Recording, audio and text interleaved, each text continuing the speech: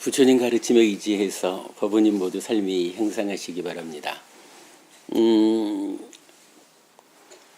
진용 스님께서 내일 모레 태국을 간다 하셔가지고 원래 저는 오늘 법회를 못하고 가시는 줄 알고 지난주인가요? 이사하기 직전에 부다의 길 따라 선원을 갔어요. 저희가 이제 세미나를 했으니까 책도 좀 드려야 되고 또 먼 길 간다 하시는데 그래도 인사는 드려야지 해서 갔는데 마침 이제 오늘 법회를 하고 간다 하시더라고요. 그래서 다녀오시란 인사는 그럼 서울 가서 하겠습니다. 그래 해서 오늘 이제 인사드리러 왔는데 글쎄 그저께 제가 부산에서 그 부산 다대포 해수욕장 아시죠? 다대포 해수욕장 그야말로 해수욕장을 바로 내려다보는 작은 아파트에 제가 모시는 스님이 한 분 계셔요. 제 대학 다닐 때의 스승이셨고 출가 전에 제가 결혼할 때 줄에도 서주시고 아주 그 그림을 이렇게 잘 그리는 분이시고 공부가 굉장히 깊은 분이에요. 특히 기실론 쪽으로 아마 한국에서 당신을 잘 드러내지는 않지만 기실론에 대한 공부를 가지고 누구랑 토론을 한다면 으뜸 가는 분야일 거라고 유명한 철스님하고 오래 이제 모시고 살면서 공부한 이야기도 이제 많이 하시고 그러셔요. 요번에는 제가 시간이 없어가지고 목요일 날 서울 올라오는 기차표를 예약해 놓은 상태에서 그냥 스님 잠시 인사만 드리고 가겠습니다 하고 가서 뵈었거든요.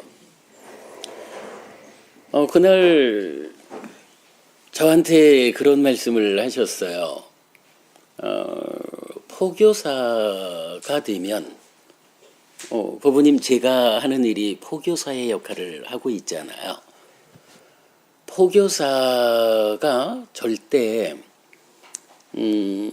어디서 와서 법회하시오 이러면은 그냥 때 되면 가서 법회하고 나오면 또 그냥 다녀왔나 보다. 이렇게 법회하지 않아야 한다.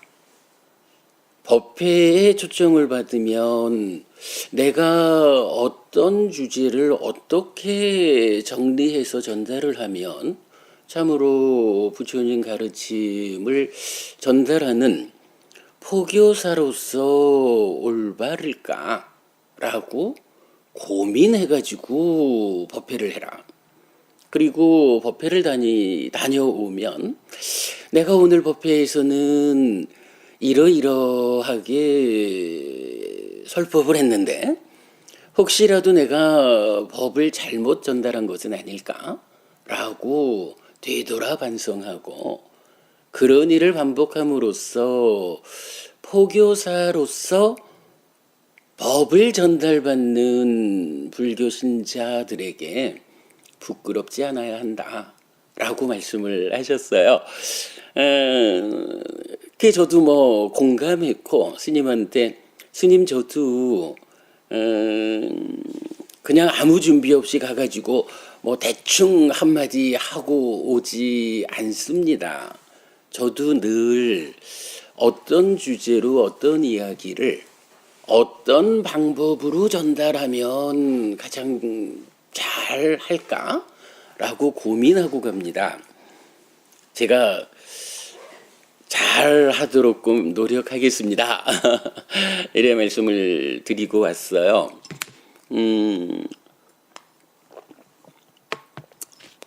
그래야 한다고 생각을 하는데 오늘 갑자기 아무런 준비도 없이 그냥 스님 배웅해 드리러 왔다가 이야기를 하게 됐습니다.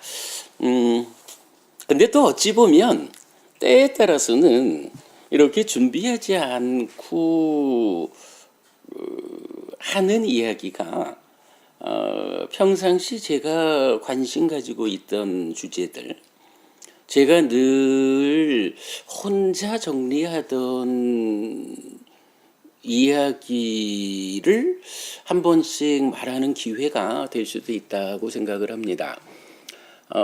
지난 수요일 우리 부산법회에서는 요즘 우리 부산법회가 수행경전을 해설하고 있거든요. 뭐 수행경전이면 아무래도 대념처경, 신념처경, 입출직념경 요 세 가지를 말할 수가 있을 텐데요. 여러분 다 아시는 말씀입니다. 대념처경도 삿띠를 중심에 두고 뭐 마하, 샤띠빠따나 이렇게 되죠. 신념처경도 원래는 몸에 속한 삿띠경, 까야 갖다 삿띠 수땅 이렇게 돼 있죠. 그래서 대념처경이 신수신법이라는 네 가지 대상을 가지고 폭넓게 그러니까 수행 전체 영역을 각각의 수행이 전개되는 과정마다 신으로 출발해서 수로 넘어가서 심으로 진행돼서 법으로 완성되는 이 수행을 과정 설명하고 있죠. 신념처경이라고 하면 이제 그 중에 신에 속한 거, 몸에 속한 9가지 소분류의 대상을 주제로 좀 압축했다, 선별했다 이렇게 말할 수가 있어요. 그러면서 거기에 사선까지도 대상으로 넣고 그 이후에 깨달음까지의 과정을 대념처경하고는 좀 다른 형태로 설명하고 있고요. 그래도 어쨌든 이 경도 까야 같다 삿띠 숫따라 삿띠를 말하는 경이죠. 그 다음에 마지막이 입출식념경, 입식 출식 요게 호흡이죠.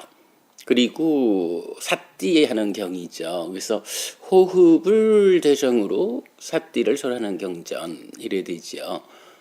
몸에 속하는 9가지 소분류 중에 호흡이라고 하는 한 가지 주제만으로 수행의 전체 과정을 설명하고 있죠. 사실은 경전이 말하는 바의 수행은 그렇게 다양하지 않은 것 같아요. 경전을 어떻게 보느냐에 따라서 신수신법도 그 안에 소분류로 따지면 16가지나 대상이 있고 다양하게 말을 할 수가 있겠지만 제가 이해하는 바로는 부처님이 알려주는 수행은 외길 수행이다 라고 말하고 싶어요. 몸에 속하는 다 아시겠지만 대념처경이 몸에 속한 소분류 9가지를 제시하지만 거기서도 첫 번째가 호흡 수행으로 나오죠. 신념처경 역시 호흡으로 시작하고 입출식념경은 그 자체가 호흡 이야기만을 하죠. 수행은 그냥 외길로 호흡으로부터 시작해서 깨달음까지 가는 것이다. 번뇌를 부수는 데까지를 가는데 그 과정 경전을 꿰자라고 하는 부분은 참 중요해요. 경전이 꿰어지지 않은 상태에서 대념처경을 본다라고 하면 아마도 부처님은 누구든 수행을 시작하는 사람, 자, 수행을 시작하자. 호흡을 붙잡고 할까? 가서 시체가 변해가는 과정을 관찰하는 걸로 시작할까? 느낌을 붙잡고 수행할까? 마음을 붙잡고 할까? 법을 붙잡고 할까? 라고 신수신법 각각을 대상으로 주어져 있으니 수행을 시작하는 사람이라면 자기 기호에 따라서 하나를 선택해서 해보자. 이렇게 어쩌면 뭐 현재의 수행자들이 대부분 그런 관점에서 대념 적용을 이해하지 않나 싶어요. 근데 정말 우리가 다양한 경전을 꿰어가지고 이 수행 경전들을 해석해 보면 수행은 외길이에요. 오직 호흡 붙잡고 호흡을 붙잡는 과정이 시작이면서 사실은 가장 어렵고, 그렇게 해서 붙잡은 상태에서 어떻게 그 다음 과정을 전개해 갈까? 그리고 그것이 삼매에 들고 삼매에 들면 거기서 드러나는 법의 관찰 과정을 통해서 여실직연하고, 여실직연했다라는 것을 조건으로 내면에 드러나지 않은 그 영역 안으로 들어가 가지고 염오 이탐 소멸이라고 하는 최후의 과정을 거쳐서 깨달음이 실현되는, 아마도 수행은 그렇게 봐야 할 것 같아요. 그런데 이제 거기에서 몸에 대해서도 9가지나 대상이 주어져 있다라고 하는 것은 무엇일까라고 하면, 아마 법우님들 간에도 법담을 나누시다 보면 그런 부분을 말씀하실 거예요. 어떤 사람은 참 빨리 수행이 진도를 나가요. 그래서 늦게 시작했지만 남들보다 훨씬 빠르게 대상을 딱 붙잡고 집중되어 가지고 삼매를 가고, 뭐 이런 수행자가 있는가 하면, 어떤 수행자는 굉장히 열심히 수행을 하는데도 불구하고 오랜 시간이 가도 호흡을 못 잡아.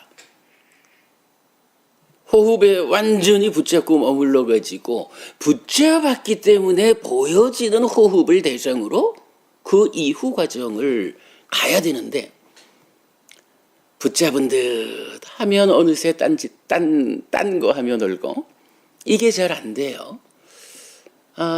경전은 4가지의 실천이 있다라고 말을 해요. 괴로우면서 실다운 지혜가 느린 그런 실천도 있고, 괴롭지만 실다운 지혜는 빠른 실천도 있고, 즐겁지만 실다운 지혜가 느린 실천, 즐거우면서 실다운 지혜도 빠른 실천, 이렇게 4가지로 수행자들의 수행의 과정을 지시하는데, 그 내용이 그런 것 같아요. 경전에서도 분명히 그 표현을 써요. 그러니까 태어나면서부터, 사실 태어난다라고 하는 건 뭔가요? 전생을 살았던 전생의 삶의 과정을 통해서 누적되어 있는 시기라는 내 마음이, 전생에서 죽었다라고 하면 이제 더 이상 죽은 몸과 함께 할 수 없으니까 그 몸을 떠나서 새로운 몸과 만나는 곳이 태어나는 거잖아요.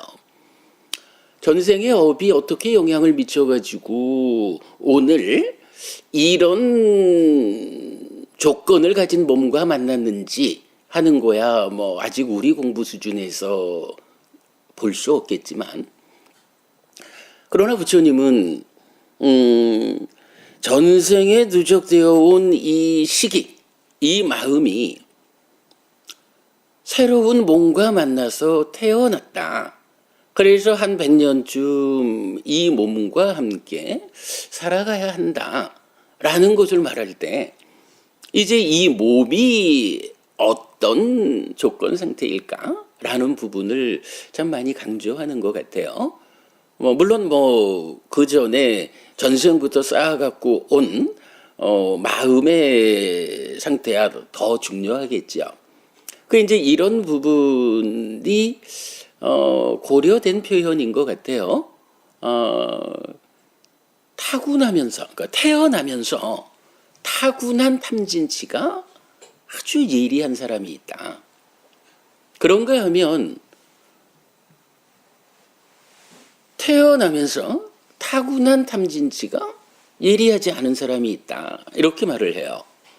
그런데 탐진치가 예리한 사람은 그냥 세간살이를 무명에 덮여서 좀 마음에 드는 거는 붙잡고 마음에 안 드는 거는 밀쳐내고 이러면서 살아도 세간적인 교육, 세간적인 삶의 테크닉으로 또 그렇게 살아갈 거예요. 그런데 수행을 하자라고 하면 자, 어쨌든 우리가 평상시는 하루 24시간 동안 숨 쉬지 않는 때는 없잖아요. 그러나 24시간 동안 단 한 번도 내가 숨 쉬고 있다라고 자각하지 않고 내 코 밑에 공기가 들락이면서 이런 느낌을 주고 있네 라고 그 느낌을 직접 보는 경우가 없잖아요. 근데 호흡 수행 어디서 출발하나요? 바로 거기부터 시작하잖아요. 분명히 호흡 수행은 호흡을 보는 수행의 준비 과정에서 그렇게 말하거든요. 몸을 잘 가다듬고 내 마음을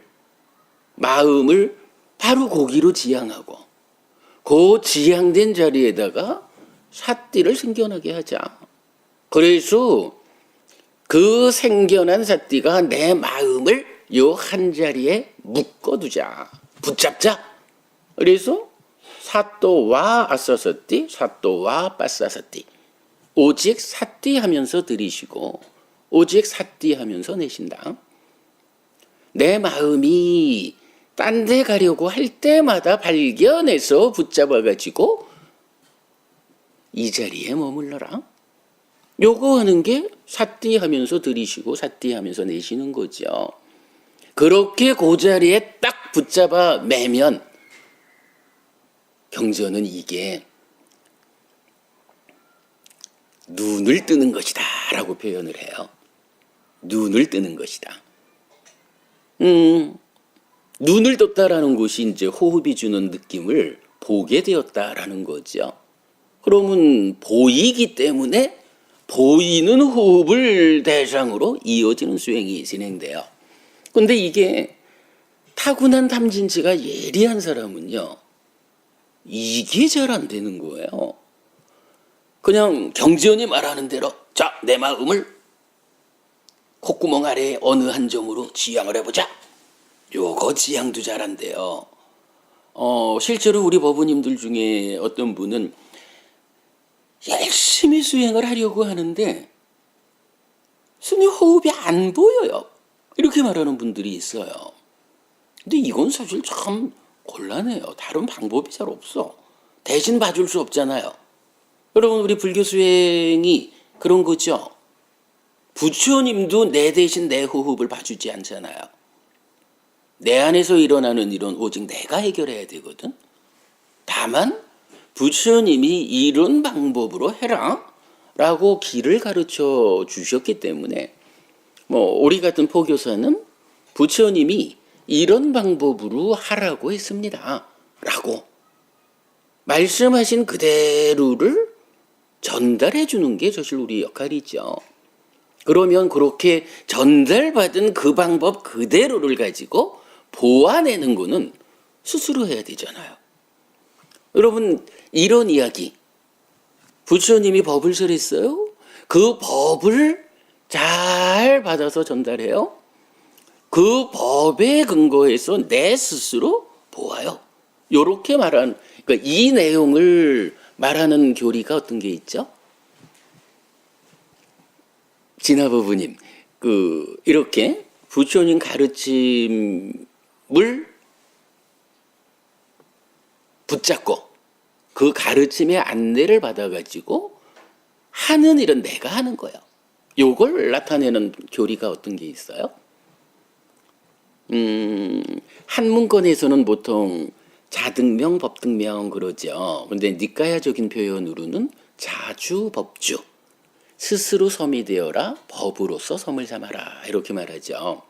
뭐 섬이라는 것은 뭐 하여간 이 윤회의 바다 뭐 이렇게 말하는 이 괴로움의 바다 가운데에 섬이 있다. 아주 안전하고 행복한 자리죠. 스스로 그러한 섬이 되어야 하는데 누구나 자기 방식대로 노력만 하면 그러한 섬을 만드느냐? 아니라는 거죠. 스승이 필요한 이유가 거기 있는 거죠. 완성된 스승인 부처님이 어떻게 하면 그러한 안전하고 평화로운 완성된 삶을 실현할 수 있을까? 라고 길을 가르쳐 주셨잖아요. 우리가 공부하는 게 그거죠. 바로 그렇게 부처님 가르침이라고 하는 법을 기준으로, 법에 의지해서 내 스스로 섬이 되는 거.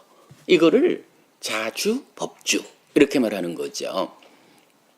어쨌든 뭐 그렇게 부처님은 단지 길을 안내하실 뿐이고 내 삶을 향상으로 이끌자라는 것은 스스로 해야 되는데 이게 어째 문제가 있는 거예요.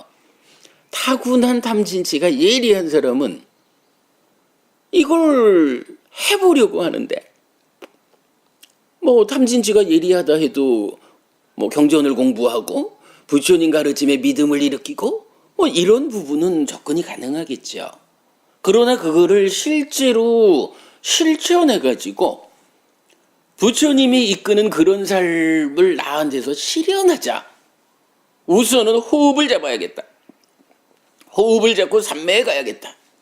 삼매 위에서 드러나는 법들을 대상으로 이어지는 과정을 잘 실천해서 깨달음을 실현해야겠다.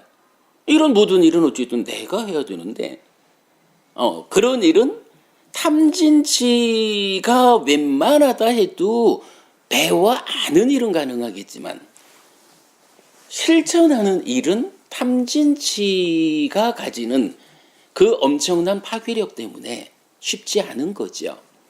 그래서 이제 부처님은 호흡을 붙잡고 깨달음으로 가는 이 외길의 수행을 제시하신 상태에서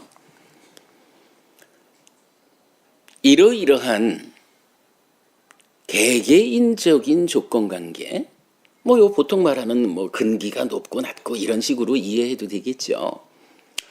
개개인의 조건 상태에 의해서 외길 수행에 직접 올라가기가 어렵다면 거기 가기 위한 예비적인 과정, 보완적인 과정도 말해주겠다. 그래서 대표적으로 이런 방법이 있죠. 우리 몸이 31가지 부정한 것으로 구성되었다.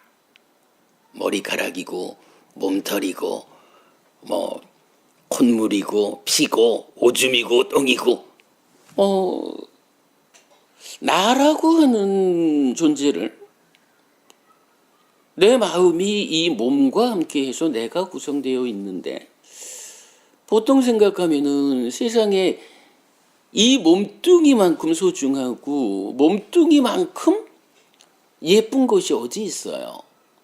근데요, 문제는 우리가 이 몸으로 천년 살자라는 공부를 하는 게 아니고 이러한 제한적인 것으로의 몸과 함께하는 이런 낮은 삶을 해결해야겠다. 그래서 더 이상 몸과 함께하기 때문에 살다 보면 죽어야 하고 죽으면 또다시 태어나가지고 늙고 죽는 일을 반복하는 이런 삶을 청산하고 요만큼의 괴로움도 남아있지 않은 완전한 행복을 실현해야겠다라는 것이 깨달음이고 불교 신자가 부처님을 따라가는 궁극의 목적이잖아요. 근데 그런 상태에서 이 몸이라고 하는 것이 이렇게 예쁘고 멋있고 소중하고 이래가지고는 거기 묶여가지고 갈 길을 못 가는 이런 면이 있는 거죠. 사실은 이제 이런 부분들이 뭐 표현하자면 탐진치가 예리한 그러한 조건 상태에서 내가 살아가는 모습인 거죠.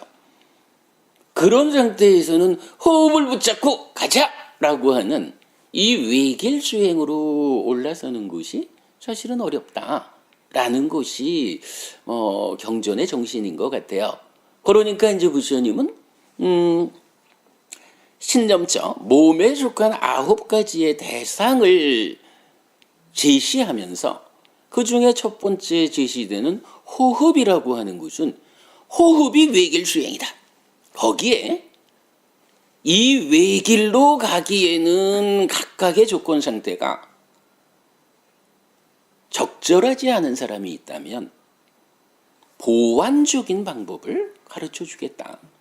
그래서 어떤 경우에는 늘 깨어 있어야 한다. 그러므로 내가 지금 걷고 있는지 섰는지 앉았는지 누웠는지 내 몸이 어떤 상태에 있는지를 삭제하자. 발견하자. 이것도 하나의 보완적인 방법으로 제시가 되죠. 이 몸과 말이 어떤 형태로 행위를 하는데 그 행위가 과연 해도 좋다, 부작용이 없다 라고 자신할 수 있는 옳고 그름이 잘 판단된 행위인가? 그래서 괴로움을 만들지 않는 바른 행위를 하고 있는가? 삼파자나까리라고 또 나타나는 거죠. 그런가 하면 지수화풍 4대라는 요소로 내 몸을 쪼개어서 관찰해 보자. 내 몸이 그렇게 완성된 형태로 유지되는 멋진 것이 아니요. 이렇게도 보아야겠고, 아니면 좀 전에 말씀드렸듯이 내 몸뚱아리라는 거를 자세히 들여다보니까 온갖 더럽다 할 것은 다 모여있네. 그래서 31가지의 몸의 구성 부분을 설명해주고 있고 그렇게 보아라 라고 하죠. 거기에 이어가지고 그보다 더 심한, 요새야 좀 그럴 일이 어렵지만 옛날 같으면 공동묘지를 가는 거죠. 가서 여기저기 버려져 있는 시체를 보면서 이 시체가 시체는 처음에 버려졌을 때는 똑같잖아요, 사람하고. 그런데 그것이 한 3, 4일 지나면서 부풀어 오르고 검푸른 빛이 나고, 그러다가 그것이 시간이 지나가면서 살쪄름은 다 떨어져 나가고, 근육만으로 붙어 있다가 더 시간이 지나면 근육까지 다 사가가지고, 경전은 좀 상세하더라고요. 두개골은 저기 있고, 엉덩이 뼈는 저기 있고, 정강이 뼈는 저기 있고, 상세하게 이런 뼈가 뼈대로 흩어져 있는, 거기에서 더 시간이 지나면 아예 그 뼈들조차도 사가가지고 하얀 분말이 되어가지고 흩어지는 이런 내 몸의 변화, 마음이 떠난 이후의 몸이라는 것이 어떻게 되는지 이거를 지켜보면서 경전은 명확하게 말하죠. 내 몸하고 비교해라. 내 몸도 이런 것이고 내 몸도 마음이 떠나고 나면 이렇게 될 것이고 이것을 극복하지 못한다 라고 시체들이 변해가는 모습 그대로를 나의 몸에 견주어 봐라. 이제 이렇게 말을 하거든요. 이런 부분들이 그 자체를 내상으로 깨달음으로 가라 이렇게 보기보다는 호흡을 붙잡고 외길로 깨달음으로 가는 과정에 그 예리한 담진치의 방해로 수행이 진도를 나가지 못한다면 그때 그런 방법들을 동원해가지고 보완책으로 삼아가지고 우선 탐진치를 가라앉히고 그 예리함이 무뎌지게 되면 이제 호흡을 붙잡아야겠다 라고 호흡으로 되돌아와서 호흡 외길 수행을 간다. 근데 이게 심지어는 호흡을 잡는 경우만 나타나질 않아요. 경에 따라서는 제3선과 제4선의 차이에 부정관이 들어가 있기도 하고, 그러니까 깨달음으로 가는 먼 과정 중에 이 탐진치라고 하는 것이 아주 거친 투박한 탐진치는 시작할 때 작용할 거고, 사람에 따라서 각각의 조건 상태가 저 제3선, 제4선 이 높은 수행의 경지에 가서 그때 강력하게 방해하는 뭐 이런 탐진치의 작용도 있을 거고, 어쨌든 이제 각각의 사람들마다의 경향에 따라 수행이 전개되는 과정에 그런 방법을 보완적으로 활용해서 외길 수행에 올라서야 한다. 뭐 이제 이런 이야기를 이제 수행의 중심 주제로 잡고 있는 것 같아요. 아무튼 이제 부산 법당에서 요즘 이 세 가지 수행 경전의 해석 과정을 가고 있는데 좀 길게 했어요. 세 가지 경전 모두가 사띠를 말하는 경전이니까 사띠가 무언지 모르고는 뭐 그냥 앉아봐 하면 앉을 수는 있죠. 1시간 동안 버텨봐 이러면 버틸 수는 있을 텐데, 정말로 우리가 앉아가지고 남보기에 수행하는 것처럼 보이기 위해서 1시간 앉는 거 아니죠, 보부님. 대념 적용, 신념 적용, 입출 신념경으로 이어지는 이 세 가지 중심되는 수행의 경전이 모두 사띠를 중심에 두고 설해졌다라는 부분을 주목해야죠. 그래서 이제 우리 부산법당에서 그렇게 공부를 했어요. 지난 1월 달에 시작을 했는데 사띠에 대해서 먼저 알아야겠다. 사띠에 대해서 가장 정확한 많은 답을 주는 부분이 경전에 어디에 있을까요? 빠띠고사 법부님 어떻습니까? 경전의 어느 부분에 사띠란 이런 것이다, 이 사띠를 이렇게 힘있게 해서 깨달음으로 나아가라, 삶을 향상하라, 이런 부분이 있을까요? 그 세 가지는 이제 수행 경전이라고 분리를 하고, 그 외에 이렇게 볼 수가 있더라고요. 상류타 니까야가 그러겠죠. 결집을 하면서 길게 설해진 경전 34개를 먼저 추리잖아요. 디가니까야죠. 그 다음에 뭐 중간 길이로 이렇게 되지만 하여간 152개의 경전을 또 한 무리로 해서 추려낸다고요. 아찌마니까야거든요. 이렇게 해서 186개의 경전이 비중 있게 먼저 추려지고 나면 그 다음에 결집을 하는 방법이 어떤 같은 주제를 가지고 설해진 경전 중에 같은 주제를 가진 경전을 모아보자 라고 하는 게 상류따니까야죠. 그래서 56번 상류따까지, 그러니까 56개의 주제, 공통된 주제의 경전을 모은 게 상류따니까야인데, 그 중에 47번째 상류따가 염처 상류따, 사띠와 관련한 상류따거든요. 거기에 이제 경전 뒷부분은 수행을 설하는 상류따가 대개 반복 기법을 쓰지만 50개인가 40개인가 요 경전이 50개의 경전 각각의 어떤 측면에서 사띠를 이 사띠빠따나 수행을 설명해 주거든요. 그래가지고 우리가 염처 상류따의 50개 경전을 1월 달부터 시작해서 다 보았어요. 다 보고 나니까 사띠를 조금 알겠더라고요. 그리고 나서는 그 공부의 과정에서 이렇게 조금씩 드러난 수행과 관련해서 우리가 정말로 정리된 알미 필요하다라는 부분을 뭐 수행의 어떤 중심 개념을 설하는 이야기로 몇 주간 하고, 그리고 나서 대념 적용을 5월 달인가 6월 달인가 들어갔어요. 대념 적용을 그 안에 있는 이야기와 관련한 교리적 주제를 좀 다 포함해서 법회를 하다 보니까 11월 첫 주, 우리 이제 그 세미나 준비 때문에 3주간 방학을 할 때, 방학하기 바로 전주에 대념 적용을 마쳤어요.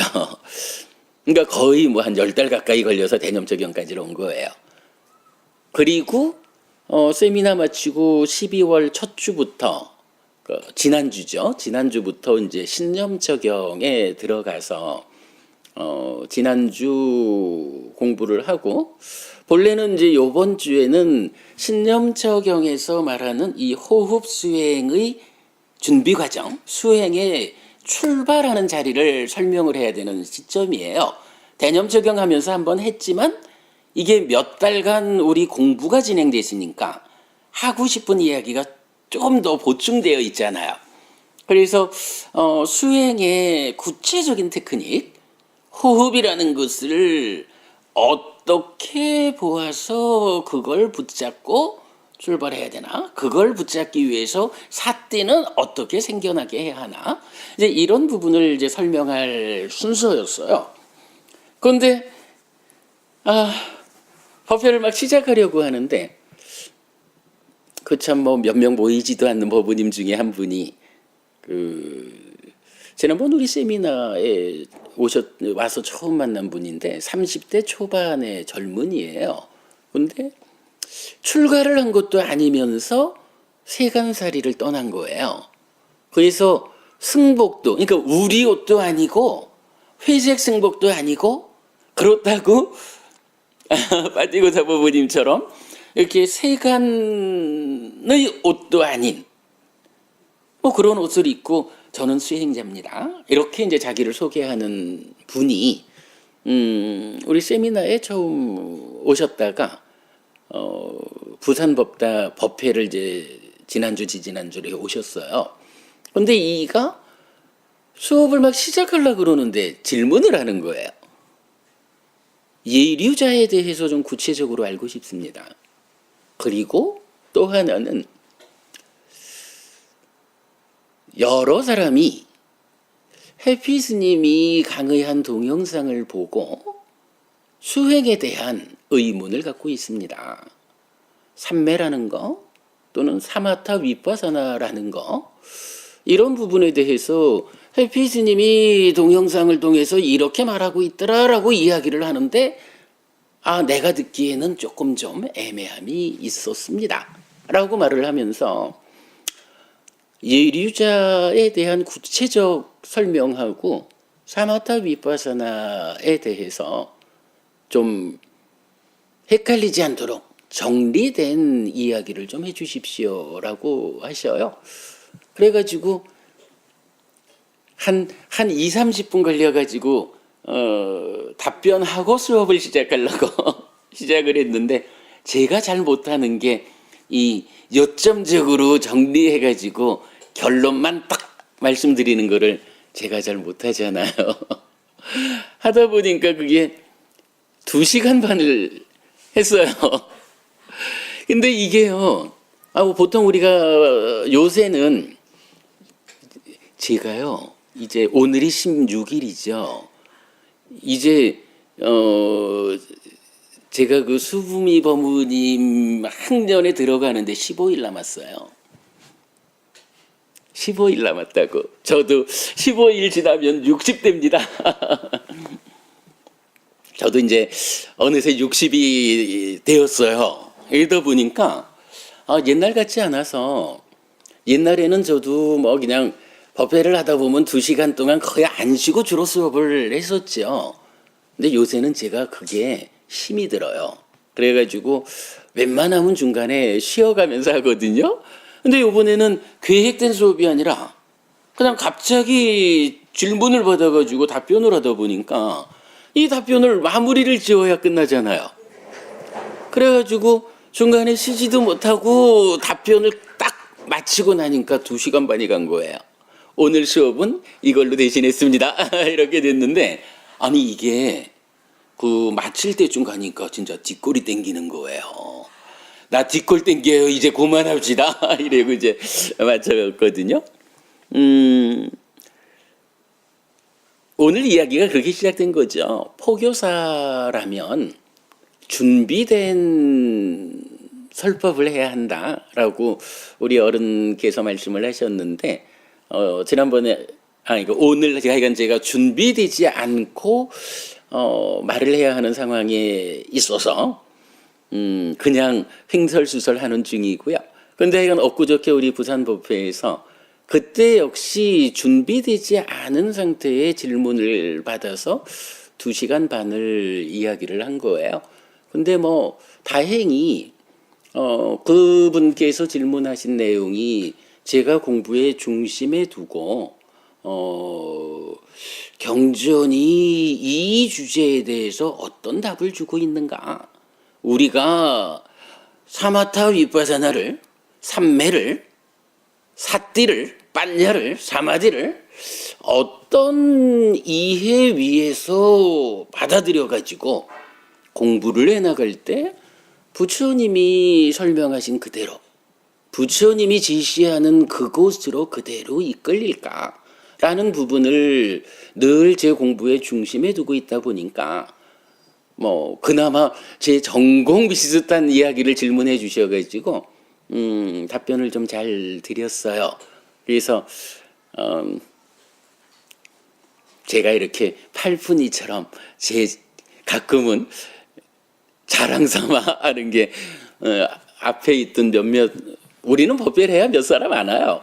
몇 사람 안 오지만 법부님들이 와 이런 설법을 해피법당 아니면 어디서 듣냐고 이렇게 또 그냥 얘기를 해줘가지고 우리끼리 웃고 마쳤어요. 오늘도 뭐 제가 준비되지 않은 상태에서 그냥 갑자기 이렇게 이야기를 하느라고 뭐 이런 얘기를 좀 하고 있어요. 뭐 저한테 시간을 얼마를 주셨나 모르겠는데 뭐 그냥 좀 만났으니까 혹시 여러분들께서 뭐 어떤 주제를 좀, 해피 스님은 이런 주제를 어떻게 생각하는지 좀 알아보고 싶다라고 생각하시는 주제가 있으면 말씀해 주시면 답변 드릴게요.